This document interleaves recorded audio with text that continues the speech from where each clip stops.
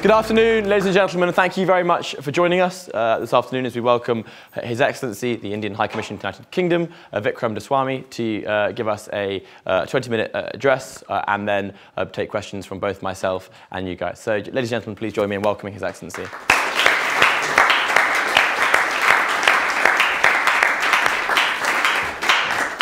Thank you. Thank you so much. Pleasure's all mine. So do you want to give your opening remarks? Right. Is this thing on? Yes, yeah. Right. Excellent. So, ladies and gentlemen, first of all, thank you very much, Charlie, for the opportunity to be here at this storied union building and to have the opportunity to have a conversation with all of you. I'd like to say this is, of course, a pleasure to be able to address some of the smartest young people in the UK, though, of course, I'm sure there's another university north of London that might dispute that particular point. But I do believe it is important to make the point that the topic that I'm talking to you about is of interest, I think, to the broader community here in terms of the socio-economic transformation that's underway in India, which I believe is quite unprecedented. Let me explain why I think it's unprecedented. My generation, and there was a point of time when I was about your age, hard as that might be to believe. For us, the transformation of the time, the story of the time was the transformation that was underway in China. And what is underway today in India, I believe, is pretty much a significant, equally significant moment that you will see in your lifetimes. And it is indeed, in a sense, possibly even more consequential because it is happening with the greater complexity of India, socially in terms of its diversities, and also it is happening in the framework of a democratic system. I think those are consequential points to make. Change, of course, as they say, is inevitable. But we in India have long been accustomed to the idea that change, as and when it took place, was like a trunk call in the old days before we had modern internet-based dialing systems. In other words, change would happen, but it would take God's good time for it to happen. And today, however, that is no longer the case. Change is happening both in a context that is unprecedented, but at a speed and a scale that is also unprecedented. And I think this is consequential again. What do I mean by that? Let's put this in perspective. If you were to look at any society, societies change on the basis of transformation takes place on the basis of changes in social structures and social systems. Change takes place on the basis of people-centric governance, and change takes place on the basis of economic markers. All three are taking place in India in a way that is really, truly unprecedented. And let me outline some of this to you. To do this, however, let me also begin by contextualizing the bar from which this change has happened. Because after all, to, in a sense, somewhat incorrectly place a quote from Alice in Wonderland, when Alice asks the cat for directions, which is the best way from here, to which the cat says a good deal depends on where you want to go, right? So you need to know where we've started from, the point at which, so to speak, Alice asks the cat. And the point at where we started, of course, in 1947, and I have these statistics, and I think it's important for me to make that point to you. At the time of our midnight moment of freedom in August 1947, India had a population of 340 million people. That is 6 times the current population of the UK. And in it, that collection of humanity had a life expectancy of less than 30 years. Chronic disease and malnutrition were the norm, not the exception. Literacy was at around 16%. We had a total of 17 universities nationwide, serving 238,000 students, which, given what the population was literally a drop in the drink. 90% of the population was below the poverty line. In other words, something like 310 million people were below the poverty line. Economic growth was at 1% annually, not just for that 1 year, but for 47 years preceding that, while population was growing at 3.5%. So in other words, people were getting immiserated in poverty progressively rather than rising out of it. And of course, there was barely any industry worth the name. There was barely any power production. There was barely any food production. We, in fact, fairly quickly needed to depend on food aid for India. What we did have, however, in 1949, 2 years after our freedom, was a constitution that we put together on our own. What we did have, as a result, was a democracy that was very much our own, right?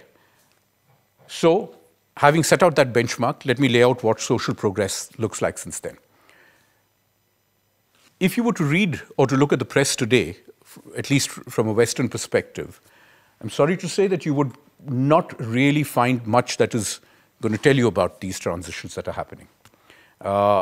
Coverage is quite often spotty, more often than not sensationalist, and regrettably, quite often a modern variant of the old Orientalist school, but with a different slant to it.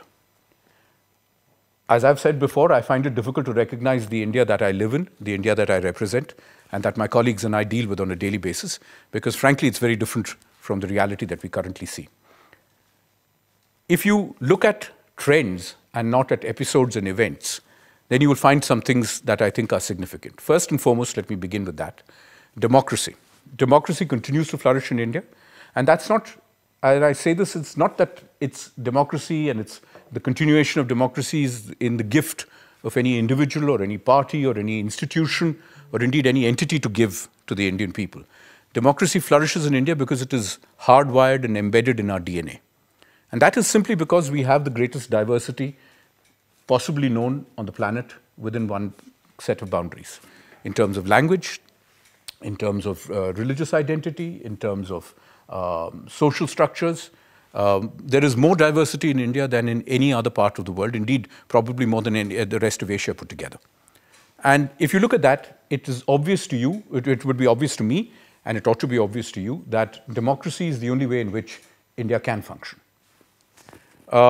Elections, as another benchmark of democracy. We are perennially involved in elections. Three of our states went to polls recently. A few more will go to polls in summer. There will be polls for other states by winter. And of course, by the summer of next year, we will have national elections.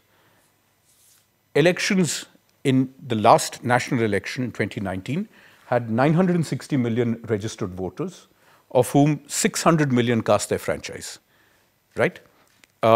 This is done on electronic voting machines, which produce accurate and timely results, and verifiable results, by the way. There is a verifiable paper trail which can actually be assessed if anybody wishes to challenge an election. We are an outlier in the use of electronic voting machines, in the sense that we started using them before most major countries did, and we are a consistent user of voting machines. We are indeed among only 10% of the nations of the world that use electronic voting machines. A lot of Western democracies don't, by the way. Our election process is also the gold standard of election processes, and I'm not being boastful. This is a simple statistical fact. Less than 0.1% of the million polling booths required repolling, and typically that was for weather-related issues. Indeed, you might say, if any of you is a cricket fan, that you have more weather-related outages in the UK, in whatever you're pleased to call summer, during the cricket season, than we have during our elections. Now, if this is to be considered the benchmark of democracy, I think you would be able to correctly say that India's democracy is functioning fine. You might, of course, argue that democracy is not just about elections, and I accept that. Take an independent judiciary. India has an independent judiciary, one that has repeatedly exercised its independence and underlined it, including in the right to select judges. Judges in India are selected not by political parties, not by political leaders, as is indeed the case in many Western democracies, but by a collegium of judges themselves. In other words, therefore, the judiciary is an institution that sees itself very much as a pillar of a democracy that is vibrant and functioning. So too media. You hear a lot about media independence being vitiated or reduced. But frankly, the people who are doing all the shouting about the media not being free are doing so from India, and indeed the rooftops that they're shouting from are Indian rooftops. So to me, that seems a little like an odd statistic. In reality, the the truth is there is a diversity of media. There is, of course, an English language media that's influential and relevant and, of course, widely read. But there are also vernacular medias. And vernacular idiom, vernacular conversations are equally representative of India. And frankly, believe me, if you were to read the vernacular media, they represent also a reality of India that does not necessarily accord with this sense that Indian media is in some way being constrained. Let me talk about the transformation, therefore, that is underway in terms of India's democracy. In democratic terms, the participation rate of the youth in democracy is unprecedented.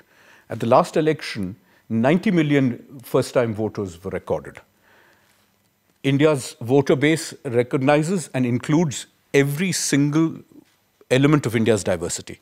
Religious minorities, ethnic minorities, in other words, tribal communities, also marginalized groups, and women. The exercise of democratic right is the most fundamental sense of power that every Indian citizen carries. India does not have compulsory registration of voters, but every person seeks to be included in the voter lists. And that in itself is a pretty remarkable achievement. Indian democracy is based not on any kind of restriction of franchise, but from the get-go was an inclusive franchise that covered everybody, obviously men and women, but of all social strata. So I think that it is quite an important aspect of the democratic transition. Let me move to social delivery. India has consequentially and significantly ramped up its capacity to develop and to deliver services to its citizens. This includes the universalization of electric power, delivery of sanitation and water, drinking water to everybody. You might not, in the developed world, recognize how important this is, but many of us, at least some of us from the Indian group that is here, will remember an India in which not only were electric power outages the norm, but you didn't even necessarily expect water to come on when you turned on a tap. To be able to do this is a huge achievement. And so we have nearly 100% electrification of the entire country. Remember, at the time of our independence, a total of 150,000 villages, 15,000 villages were electrified out of 600,000 villages at that point of time. Today, every bit of India has access to electricity. Piped drinking water now reaches 50% of our households, or 81 million households. These never had water coming through before. 17% was the figure in 2019. That's gone up to 49% today. Sanitation. Tens of millions of villages now have sanitation. Again, something that you wouldn't expect. But you know who the biggest beneficiaries of this are? It's women. Because for obvious social reasons, women found it difficult to be able to, well, go to the bathroom when there wasn't a bathroom, basically. It made it difficult, therefore, for them to go to school. And the creation of sanitation facilities in villages means the liberation of women, also the capacitation of women to be able to go to school. A huge change. And finally, modern banking system. 344 million people have been included in the banking system in the last 6 years. Put it this way, in 2014, when we launched these schemes for the banking system, the world average of banking accounts for adults was 62%. We were at 53%. Today, we are at 80%. 80% of the population of India has access to a bank account. And of course, the youth in India are at similar places as they are here. For a nation that is historically been conservative, traditional, today's India has seen an unprecedented widening of social acceptance of the many diversities of modern society. This is reflected in Bollywood, including in socially relevant issues such as marriage, love, identity. These are no longer ossified into predetermined social frameworks. I will readily acknowledge, before anybody questions this point, that this is a work in progress. Of course it's a work in progress. We're a 5,000-year-old civilization. It takes time for the older generations to accept what the modern generation today considers normal. But this is progress that is happening faster and at scale in a way that is unprecedented in our history. Let me come to governance. What is changing in governance in India? That is digital transformations. We have leveraged the capacity of the internet and internet tools to provide governance to people at scale. In 2015, when our current Prime Minister Modi, bet big on IT, at that point of time, only 19% of the population actually had access to the internet. Only 15% of the population had access to mobiles. Per capita data consumption, India was at 122nd spot. In the last 8.5 years, we now have 658 million internet users. The internet penetration rate is 47% today, and we're adding about 34 million internet users every year. That's half the population of the UK every year. And if you were to go beyond that, sorry, I need to look at this because the statistics are so many, we now have 1.14 billion mobile phone users. That means 81% of the population has a mobile phone. And every year, we add 34 million mobile phone users. Interestingly, while of course we don't have the fastest bandwidth in the world, most of our urban centers actually have faster bandwidth than many Western cities. And interestingly, of course, we are probably the 7th or the 8th cheapest in the world for internet access. This means, in short, that we have the second largest number of netizens in the world, the largest number of citizens not on the internet, which means it is both a growing opportunity and a future opportunity at the same time. 2 out of every 3 people joining the internet worldwide, every minute, out of that, 2 out of the 3 people are Indian. We are the largest consumer of data in the world, more than the US and China put together. We have 1.3 billion biometric identity cards issued to every citizen. 41% of the world's real-time financial transactions happened in India, at 48 billion. We have startups that have been turbocharged. We have the 3rd largest number of startups, benefiting from a huge youth population. And of course, we have also the 3rd largest number of unicorns in the world. How does this work in economic terms? Quite simply, as you can see from statistics, from GDP of pretty much nothing, it took us 67 years to come to $1 trillion, the size of our GDP. It took us another 8 years to move from $1 to $2 trillion. And it's taken us 5 years to go from 2 to 3. We are now the 5th largest GDP in the world. And of course, modesty forbids pointing out whom we just overtook. We are, of course, the fastest growing major economy on the planet at 6.6% GDP growth.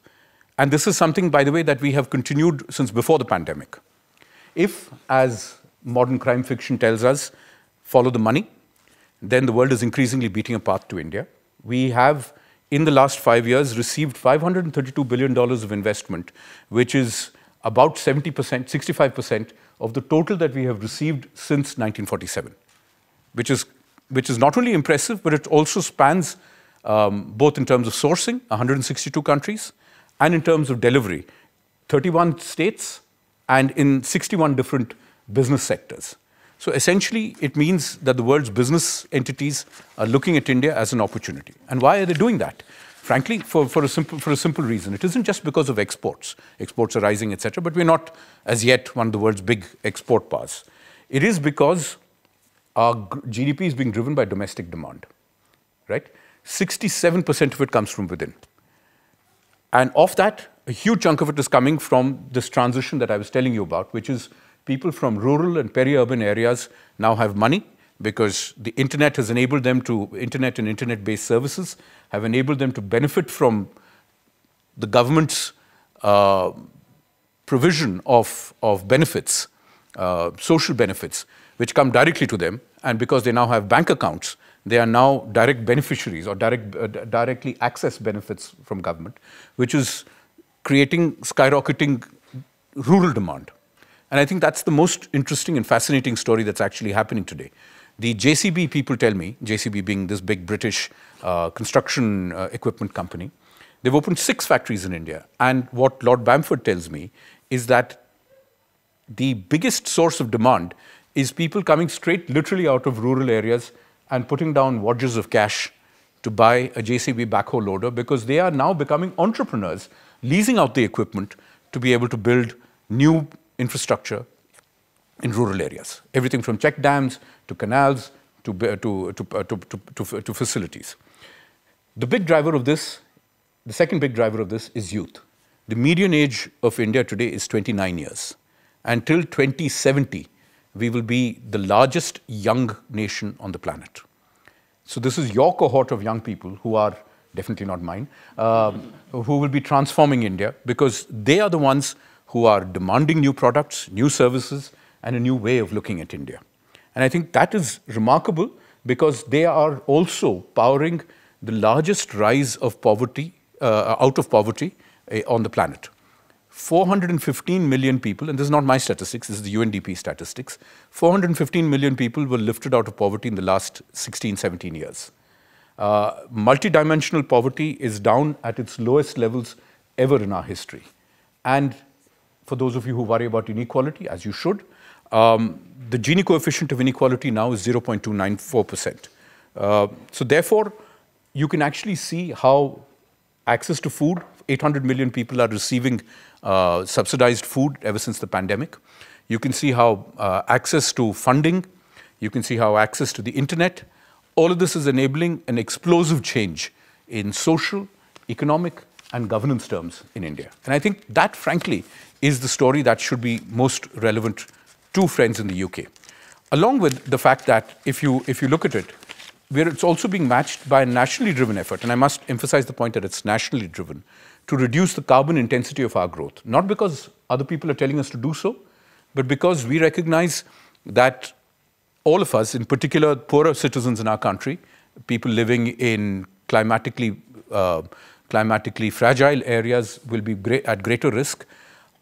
We stand to lose as much, if not more, than anybody else from the adverse effects of climate change.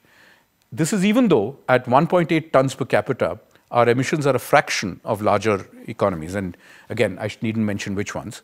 But we have met our Paris commitments of 2014 to reach 40% power from non-fossil sources. And we did so 8 years ahead of schedule. We said we would reach this by 2030. We've reached it by 2022. We intend now to go up to 50% renewables by 2030. So we've upped our targets and we have pledged to cut cumulative emissions by 1 billion tons by 2030. So quite a bit of our effort is to reduce the emission intensity of our growth. I don't need to emphasize here to all of you that if we get it right in our effort to raise hundreds of millions of our citizens, and here when I say raising people out of poverty, I mean all citizens, because the objective of all of these exercises is inclusive and non-discriminatory. The focus is on every single citizen of India. If we do it in a manner that has a modest impact on the earth and within a democratic framework, that I think is both an exemplar for other democracies to show that democracy works in raising countries out of poverty into prosperity, but also it has an impact on the larger climate story. And so that brings me to my final point. What should matter to you as young and I trust idealistic people is that the true benchmark of change in India is more intangible than anything tangible in the statistics that I told you. And what would that be? Well, if you talk to young people in India today, including I'm sure in the cohort that is here from India, you will find that they are confident. You will find that they have a positive, in fact, I would say a sense of certitude that their lives are going to be better than those of their parents. That they will have more comfortable, more productive, and more materially rewarding lives than any other of their ancestors. And indeed, there is empirical evidence for that, that generation on generation since 1947, the quality of life of each succeeding generation of Indians has been better. But I believe this young cohort who now represent India and are well placed to take the reins of our country from our generations, they will actually come from an India that is very different from anything that ever existed before. That confidence is visible everywhere. And I encourage every one of you, those of you who haven't been to India before, that this is your opportunity to go and see what aspiration and what hope and what expectation really look like when it's multiplied into 1.4 billion people. Thank you very much.